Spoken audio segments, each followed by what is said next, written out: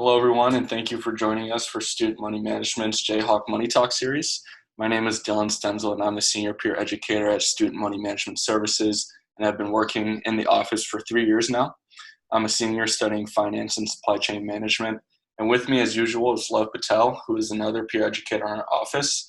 And today we're going to be talking about several financial steps that you should be taking for after graduation, since we're only a few weeks away from it. To start us off, I think it's really important for graduates to review your credit report and your credit score.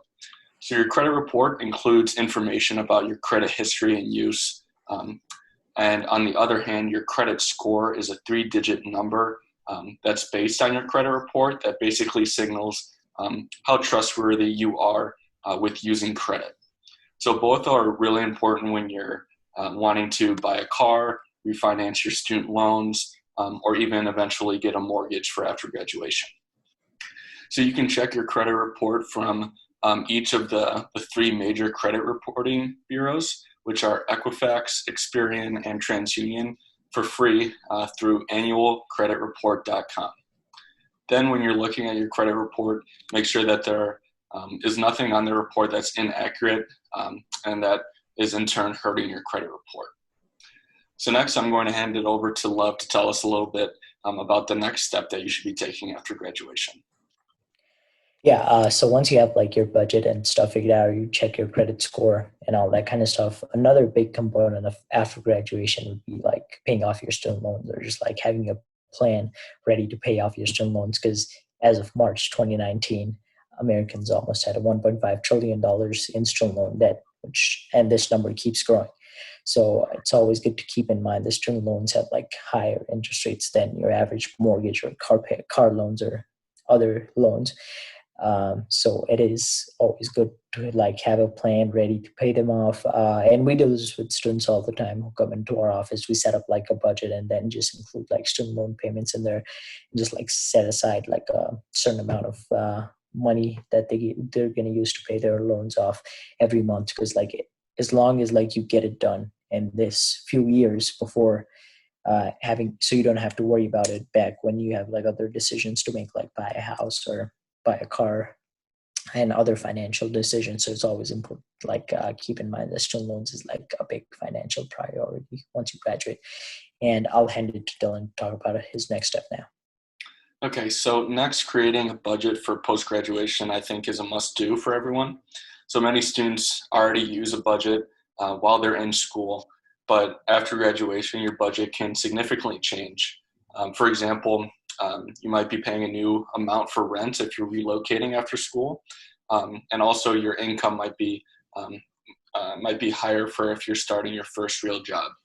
So going through your budget again and adjusting your numbers for your income and different spending is an important step for your post-graduation budget. So that way you can plan for different expenses that you're going to have to pay and different things that you might want to save for. So Love, can you share your next tip with us? Like Dylan said, like your budget's going to change. You have like more money coming in once you graduate and get a real job. So a good thing to keep in mind is like having savings, or just like opening up a savings account and just like having money saved.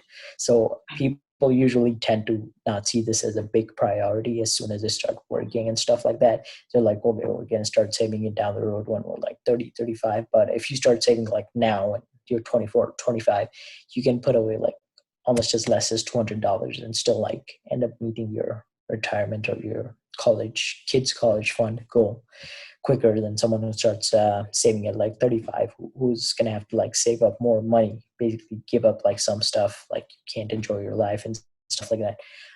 So always good to keep in mind to have savings.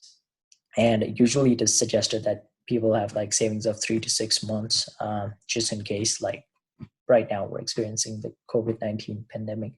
And if you have savings, you're fine. You're better off than most people who don't have savings. So it's always good to keep that in mind, to have like some money saved up for a rainy day or just for any emergency that comes up. And this can be done like many ways. You can like set up a savings account at your bank, or you can like have certificate of deposits, or just like invest in money markets and still like have some savings built up. And Dylan, could you share your next point? Yeah, so my last tip to share today is to set a clear financial goal for your future. So think about what you want to achieve in the big picture of things and create an action plan for how you're going to get there. For example, if one of your goals is to one day own a house, you can plan how to achieve that goal and start saving for it. So give yourself a clear money blueprint to follow so that you can reach whatever goal you might have financially for your post graduation.